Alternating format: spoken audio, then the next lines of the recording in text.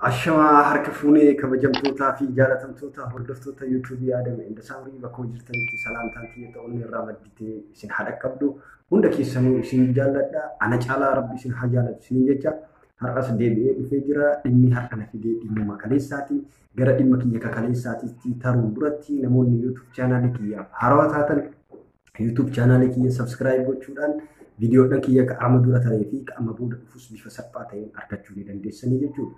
YouTube channel kiyya kanarratti waa hunda keessa seennee irraa haasofnaa jechuudha. Keessaa'uu sagalee namootaa ta'uudhaaf isiniif qabnee dhufee jira jechuudha. Akkanatti ta'e dubbiin kaleessaa suni akka godhataa jirti dubbiin obboleessa keenya Kadiir Martuutii fi artistii Kadiir Martuutii fi dubbiin obboleessa keenya Heedarii fi akkasumas dubbiin ilma isaatirratti waan xiqqoo irraa hasee ture sababa sanii wal qabatee wantoonni hedduus har'a ka'anii jiranii. Video andala game boodatti namoonni hedduu komentii keenyaaf barreessaa turtanii ulfaadha yoomiyyuu waan gaarii isin barbaachisu malee waan badaa akka isin hin dalagne abdii guutuu qabna. Obboleeyyan teenya dhugaadha wallolanii jiranii obboleeyyan teenya wallolaniif falli barbaadamaa jira. Falli ilma namaa walloleef godhamu silaa hunda keenyaafuu ifa araarsuudha. Obboleeyyan teenya araarsuudhaaf karoorri qabamee jira. Namoonni obboleeyyan teenya gargar fagaatteetiin argina jettanii yaada qabdan abdii kutachuun dirqama isinirratti ta'aa jechuudha. Obboleeyyan teenya jaarsummaan qabuudhaaf dubbiin qabamtee jirti. Jara sadiinuu dubbisanii jiranii even obboleettii teenya Zaaraallee dubbisanii jiranii obboleettii teenya Zaaraallee namni dubbisee jira. Akkasumas artistii Kadiir Martuullee dubbisanii jiranii akkasumas Heedaris dubbisanii jiranii nu akkaataa qabnaa jechuudha. Ijoolleen tun sadiinuu ijoollee musliimaati. Musliimni akkaataa ittiin bulmaata qabnaa. Waan ittiin amramnu qabnaa waan ittiin jireenya keenya geggeessinu qabnaa jechuudha. Kanaaf wanta ittiin jireenya keenya geggeessinu Qur'aanaa fi hadiisa kana itti qaqqara'anii hadiisa itti nurraa himanii obboleeyyan teenya araarsuudhaaf karaa irra jiranii inshaa Allah araaramuu jira akka dhageenyu abdii guutuu qabna. Yoo dubbiin baaknu harkaan ta'in of duuba yoo nu harkaan deebi'e jechuudha. Karoorri qabamee jira wanti barbaachisu du'aa gochuudha jechuudha. Dhugaadhaa kaleessa viidiyoo kiyya irratti xiqqoo imooshinaal ta'ee dubbadhee jira. Haa imooshinaal ta'ee dubbadhu malee nama kamiyyuu hin mufachiifne Heedaris hin mufachiifne Kadiir Martuullee hin mufachiifne tamaxaaxaan waan qixxee ta'e hundaafuu ibiluu bakka akkanaatitti akkanaa wanti akkanaa jedhee dubbadhe. Sanarratti namoonni hedduu komentii keessan dubbisaa ture komentii keessan gaariidha. Anis akkan dogongorree komentii keessan irraa baradheen jira. Dogongora kiyya komentii irratti natti himaa isiniin jedha yeroo kamiyyuu maaliif dogongora kiyya bakka dogongora kiyyaa sirreessuu waan barbaaduuf jechuudha. Kanaaf obboleettiin teenya wal dhabdee jirti badii eenyu qabaa maaltu qabaa kana qabaa miti. Walumaa galatti ilma namaa ta'ee kan hin balleessine hin jiru. Yoo dhugaa icciitii walii haa qoffurruu jenne haa qotnuu taate anis obboleessi keessan icciitii qabaatu mala. Nama badoonni kiyya duuba kiyya jiraatu mala dogongorri kiyya duuba kiyya qabu mala akkasumas ati obboleettii kiyya yoo dogongora kee qotan dogongorri kee duuba kee baagiraawundii kee yoo kan barbaadan ta'e atis dogongortuudha obboleessi kiyya atis dogongoraadha. Kanaaf namoota dogongoran wajji dogongoruu osoo hin taane dogongora namaa barbaaduu osoo hin ta'in dogongora keenya sirreessuudha jechuudha. Walumaa galatti obboleeyyan teenya tawallolte araarsuudhaaf karoorri qabamee jira. Du'aayin barbaachisa. Du'aayi godhuun nun dagatina. Wanti guddaan isin dhaamu nuti warri miidiyaa kana irra jirru miidiyaa kana akkaataa itti fayyadamaa baratuu qabnaa jechuudha. Maaliif sitti barbaada sitti fakkaate irraa gaafatamna sirna shari'aatiinis rabbi birattis irraa gaafatamna. Wanti har'a nu dubbannu kun borragaa nutti baya. Wanti har'a goonuu kun miidiyaa itti fayyadamnu kana yoo nama qarqaaruuf ta'e yoo sagalee namaa ta'uuf ta'e weel rakkoon qabu ajiriidhayyuu akkasuma yoo nama gargar baasuuf nama gargar diiguuf mallaqa qofa laaltee yookaan viyuu kee qofa laaltee yookaan fooloo kee qofa laaltee abbaaf ilma jaarsaaf jaartii sabaaf saba dhaabaaf dhaaba obboleessaaf obboleessa obboleettiif obboleessa akkana waan akkanaa yoo addaan diiguuf dalagu taate ati namoota hin qabdu rabbi biratti illee hin gaafatamtaa jechuudha. So akkaataa itti fayyadama keenyaa qabaatu qabna. Waan isin ajaa'ibu sababa obboleeyyan teenya walloltee kana ilaalchisee ani guyyaa guutuu hordofaa ture namoota hedduun liivii seenee namoota liivii seenan kana keessatti waa hedduu ilaalaa ture. Namoota gosaan wal qabsiisantu jira dubbii kana. Namoota gandaan wal qabsiisetu jira. Namoota dhaaban wal qabsiisetu jira. Yaa jamaa maal taatan mataan isin dalagu maaltu walitti fide kana dhaabaa fi dhimma Kadiir wannoo fa'aa wanti walitti fidu hin jiru. Dhaabni dhaabaa jarritu namoota dhuunfaati. waan isin ajaa'ibu sababa kana Arsoomni arrabsame, sababa kana Harargeen arrabsame, sababa Kadiir namoonni Harargee arrabsanii jiru, sababa Tanniimitiin Zaaraa fa'aatiin warri Arsii arrabsanii jira. Dubbiin akkasii miti yaa jamaa. Namoonni dhuunfaati, nama dhuunfaatiif wanta akkanaa keessa hin seenina. Nuti Oromummaatti beekna. Nuti Oromoon uummata kabajaa qabu, uummata wal jaalatu, namoota waan akkanaa waan talkaashaa kanaaf wal qoqqoodee maqaa walii kennuu miti san qofaa miti. Namoota kalee dheengadda faarsaa turtan Jeneraal Kamaal Galchuu nama arrabsee jira dhimma kanaan wal qabatee murnoota Jeneraal Kamaal Galchuu jedhee yaa jamaa maal taatan dhimma keessan kana Jeneraal Kamaal Galchuu qubaayyuu waan qabu natti hin fakkaatu. Waanuma dhagahee iyyuu natti hin fakkaatu. Yeroo namni lama wal lolu aara keessan keessa hin bayatina. Dubbii nama addaan deebi'u hin dalagina. Dubbii gosaaf gosa addaan deebi'u.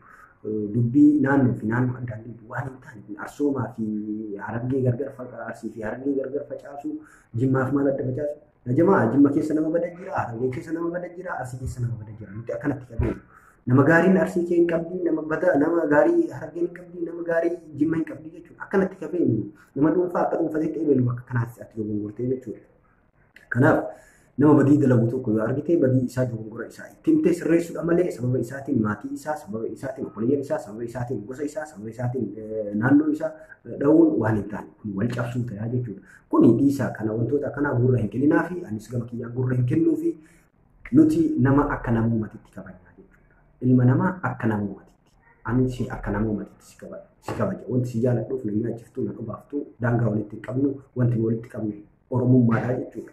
Kanaaf akka Oromummaa keetti si jaaladhaa si kabaja.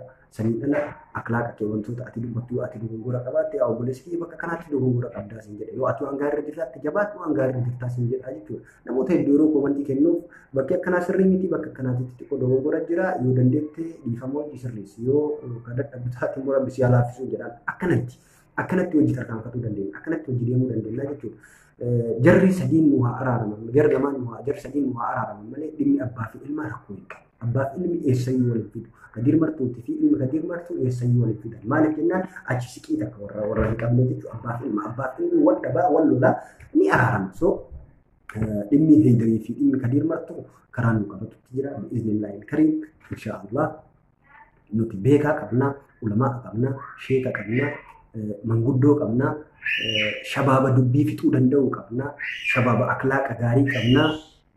Kanaaf wanti nu dhibu hin jiru jechuudha. Wanti guddaan ammallee dubbii baafnu harkaa hin godhina. Namoonni yuutuubii kanarraa, feesbuuka kanarraa waan hin taane dalagitan fooloo keessa guddisuuf, sabskiraayibii keessa guddisuuf, waan hin taane guddisuuf waan hin barbaachifnedha dhugaa rabbi.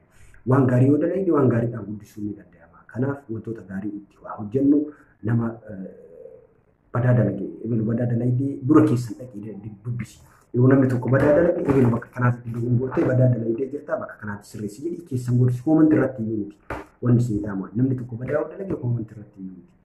Keessan dhaqeetii gorsi jechuudha. Yoo dhugaa nama san kan jaallattu taate yoo dhugaa ati nama dhugaaf dhaabbatu yoo kataatu taate dura keessan gorsi.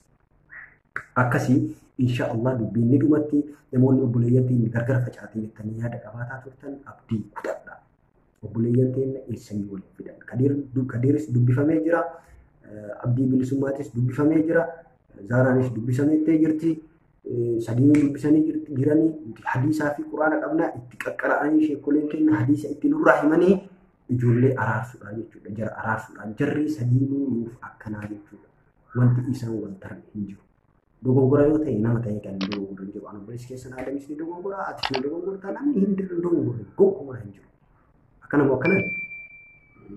So kanaaf wantoota akkasii sana irraa of qusadhaa yoo namni dhuunfaa nama wal lole sababa nama dhuunfaa lamaatiin nama biraatis arrabsuu bakka biraa dhaquu daranuu nama addaan fageessuuf hin deemina dandeettan walitti araarsaa dogongora isaa itti maatii eegale bakka kanaas dogongortee jedhaati dogongora isaa itti maatii sirreessaa malee nama addaan facaasuu waan hin taane miti artisti Kadir Martuu artistii jaalatamaa kabajamaadha artisti Kadir Martuu nuti har'aa miti bara osoo anaafsi waa'ee qabsoo hin beekin qabsoo keessa ture yaa jamaa nama guyyaa takka tola sii oole. Waan hin taane achi lafaan dha'uun afaan isaan laaluu ati nama afaan isaa laaltee wajjin deebiin nama ta'ee kan hin dogongorre hin jiru sitti maal dhabe ilma namaa ta'ee kan hin dogongorre hin jiru jechuudha. Kadir Martuu qabsaa'aadha. Nu hunduu ni beekna nama Oromummaaf dadhabe nama Oromummaa sababa Oromummaatiin waa meeqa ta'e Kanaaf ni jaalanna ni kabajna nama guddaadhaan nu biratti nama jaalatamaadha jechuudha. Ana nu biratti gama kiyyaan nama jaalatamaadha fedhe. Waa hedduu dubbatee jira wantoota inni kanaan dura dubbate ni beeka wanni dubbate ni beeka. San qofa laaluu qabu maaliif badaa qofa laalla waan gaggaarii laaluu qabnaa jechuudha. Yeroo hunda waan badaa yoo kalaallu taate baaba ilma namaa keessanii baataa jechuudha. Ilaalchi ati ilma namaatiif qabdus badaa tayaa jechuudha. Kanaaf waan gaggaarii isallee ilaali. As deebitee immoo Haydar Abdii bilisummaa laalte Haydar Abdii bilisummaa Islaamummaa keessatti gahee guddaa nama taphateera.